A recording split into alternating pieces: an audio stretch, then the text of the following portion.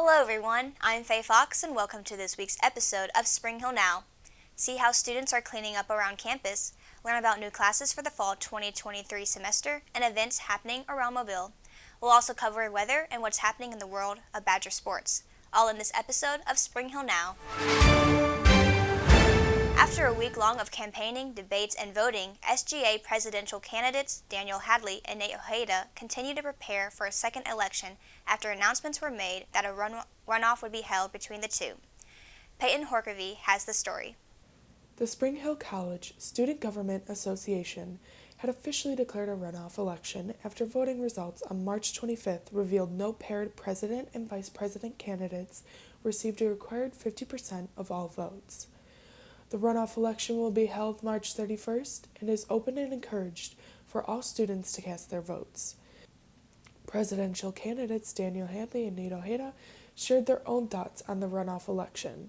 My thoughts are that it's an opportunity to talk to more students and a chance to more clearly understand the issues facing this campus. I'm extremely grateful to each and every one of you for the opportunity to make the Hill a better place for all students. Current SGA President Luli Tunyon said having students vote immediately puts them in a position of influence. Yeah, so we're really thankful for all the support in getting us to this point in the process. Courtney and Joe had a great campaign, and we're really looking forward to competing against Nate and Allie for another week. Tunyon hopes to see the newest elects strengthen their relationship with the student body through truly showing students that their concerns are being heard and addressed. SHC's very own Kevin Abel said there were 442 students who had cast a ballot during the March 25th election. Final voting ballots will be sent out to students on March 31st, so stay on the lookout for that email, Badgers. Here to tell you that your vote matters, I'm Peyton Horkovy reporting for SHC Student Media. For more information on SGA and the SGA candidates, visit their official Instagram page. Greenkeepers is an environmental honor society at SHC, and members of this club work toward keeping Mobile clean, starting with Spring Hill College campus. Reporter Samantha Brousseau has the story. This is what the Fairway apartments typically look like after almost any weekend. Members of Greenkeepers hope to inspire others to clean up after themselves and work together to make SHC the campus that students deserve. A big reason that we haven't been doing a lot of campus cleanups this semester is because we were doing them like every other week, and it just kept getting messier and messier. So that's something that we would like students to be more aware of, is making sure that trash goes into the waste receptacles, and that the burden isn't placed on just a certain members of the campus community that want to make this campus a little more beautiful place, but rather let's make this a community effort to make Spring Hill a more beautiful place. Although Greenkeepers may not be very well known around campus, it is not a new club. It has been around for years but fell under the radar around the same time that COVID-19 shut down campus in March 2020. SHC sophomore Jack Robinson claims to have never heard of Greenkeepers until recently. Maybe if we can get some announcements in the CAF or emails to show how we can support or volunteer, that would be a good way to get it going.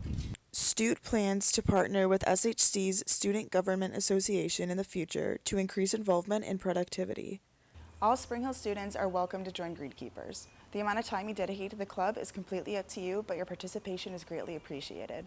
This is Samantha Brousseau, keeping it clean for SHC Student Media.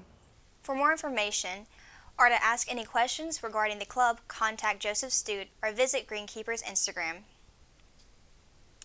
The Department of Mathematics and Computer Science is offering 3 new courses this fall. Computer Science Foundations is a 100-level starter course. This class introduces algorithmic thinking and problem solving with a focus on functional programming. This course will also review the fundamentals of programming. The data structure class will give students the tools to work in a dynamic field. Students will understand how to optimize codes and build efficient programs. Operating systems gives students the chance to go through real-world experience and participate in hands-on exercises to explore how computers work. You will learn how to build an operating system from scratch and gain other skills that prepare students for future job opportunities. Each class requires a prerequisite or instructor's permission. You can register for the fall through May 29th. If you have any questions about the new computer science courses, you can email Dr. Pallett or Becky Shirley at their emails. Prepare your taste buds. On April 19th, Campus Ministry is hosting a jambalaya lunch from 11 to 1:30 p.m. This lunch will take place in Gocherley, and tickets must be purchased to enjoy this Cajun dish. Tickets are $8 for students and $10 for faculty. All proceeds support the International Service Immersion Program that is held each year. Tickets can be purchased through Campus Ministry at their office on the second floor of the Student Center. For more information, contact Campus Ministry through their email. You can also follow their Instagram page to stay updated on upcoming events. That's all for things happening around the Hill. Now we go to reporter Samantha Gonzalez to see how weather is going to treat Mobile this week. Samantha? Thanks, Faye. This week we'll be back and forth with rainy and sunny days. Today is a nice and sunny day. The high is 75 and the low is 61. There's only a 5% chance of rain, with winds coming in at around 5 to 10 miles per hour. On Friday, we've got some clouds moving into the area, but expect only a 24% chance of rain. The high will be 79 and the low will be 70.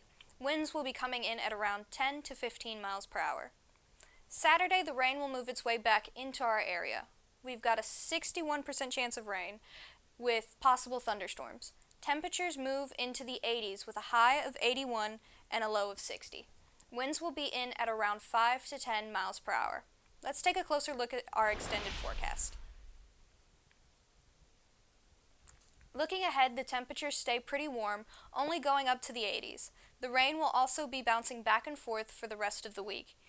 Here one day and gone the next. That's all for this week's weather. Back to you, Faye. Thanks, Samantha. Looks like weather is warming up just in time for spring break. Now let's pass it to reporter Natalie Williamson, filling in for Maddie Bauk to see what's happening around the town. Natalie? Thanks, Faye. Starting March 31st through April 2nd, the USS Alabama battleship is hosting the Springs Boat Show on the Bay. The Boat Show on the Bay is a 3-day event packed with boats, shopping, and rides for the kids, plus activities, concerts, a fishing tournament, and more. Tickets are $10 for a single day, $25 for a 3-day pass, and $75 for a VIP experience. On March 31st, the show will start at 12 p.m. and end at 6 p.m. April 1st, the show begins at 9 a.m. until 6 p.m., and on April 2nd, you can enjoy the event from 9 a.m. until 4 p.m. All tickets will be sold online through the Eventbrite website. For more information, visit the Boat Show on the Bay website. You can also check out their Facebook page to view photos, videos, and stay up to date on the event schedule. In light of Autism Acceptance Month coming up in April, Mobile is hosting a month-long virtual run, walk, and bike to help raise funds for all autism charities. Starting April 1st through the 30th, you can help the cause. Being a virtual event, you can choose the scenery to your liking. There is plenty of different options when registering for this event. People of all ages are encouraged to take their part in raising autism awareness in the community. For more information or to register, visit the Run Sign Up website. Be sure to share a photo of you and your crew on social media supporting Autism Acceptance Month and use the hashtag #AutismAcceptanceAL. The 34th Annual Baldwin County Strawberry Festival is coming back April 8th and 9th. This event is hosted by a nonprofit organization, and all of the money raised goes back towards the community. Each year, the festival raises about $48,000 to help benefit the Loxley Elementary School and the ARC Baldwin County Incorporated. There will be games for children to play along with arts and crafts area. This event is family friendly and features live music with plenty of food vendors to satisfy your hunger. There will also be a free shuttle service provided from 9 a.m. until 5 p.m. both days. The shuttle will pick up those attending the Baldwin County Board of Education. This event will take place at the Municipal Park in Loxley, Alabama. For more information on the 34th Annual Baldwin County Strawberry Festival, visit their website. You can also visit their Facebook page to view photos, stay up to date with the event, and more. That's all for events happening around the town. Have a great and safe spring break, Badgers. You're watching Spring Hill Now, winner of the 2021 Catholic Media Awards Student Journalism Award for current events affecting student life. Now we go to reporter Nick Watts to talk Badger sports. Nick? Thanks, Faye. Looks like it was a great week for some of our Badgers. Let's see how they did. This past Saturday, the Spring Hill College baseball team swept Kentucky State in a doubleheader at home. The win allowed the Badgers to improve their record to 13-4 in SIAC and 15-12 overall. This past Saturday, the Lady Badgers softball team defeated Miles College 7-1 in the first game of the doubleheader. The Badgers dominated the Golden Bears 13-3 in Game 2, allowing the Badgers to remain undefeated in the SIAC. The Badgers honored the 25th anniversary of the softball program, including first pitch from former head coach Kobe Mackin. Spring Hill College track and field's John Abate won his second straight high jump, while Grant Nastasi broke the men's 100-meter program record on Saturday at the Montevallo Falcon Classic. The Spring Hill College men's tennis swept the University of Health Sciences and Pharmacy at St. Louis. Seems like they couldn't come up with a cure to stop our Badgers, as it was 7-0 this past Monday. As for our women's tennis team, they couldn't seem to come out on top and were defeated by Southern Arkansas 7-0. The Spring Hill College Sandy Badgers fell to number 4 Florida State 3-0, Texas A&M, and Corpus Christi 3-0 at the Tiger Beach Bash this Sunday. Let's see who our Badgers will play next. The men and women's tennis team will play at Lemoyne-Owen on March 30th. Men and women's track and field will travel to Hattiesburg for the Southern Mississippi Invitational. And baseball will host Lane on April 1st. And this is no April 1st joke, I tell you this, when Spring Hill Ultimate Club will be hosting its first ever tournament on campus on April 1st at 9:15. That's all for Badger Sports. As always, go Badgers. Back to you, Faye. Thanks, Nick. Best of luck to our athletes as they prepare for their upcoming events. That's all for this episode of Spring Hill Now. Remember, you can get Spring Hill Now content on demand at livestream.com/springhillcollege and on our student media website, newswire.shc.edu. Be sure to follow us on YouTube, Facebook, and Instagram to stay connected. You can also email us at shcstudentmedia@gmail.com and look for the latest edition of the Spring Hillian coming out this week. From all of us at Spring Hill Now and Badger Television, have a safe and fun spring break.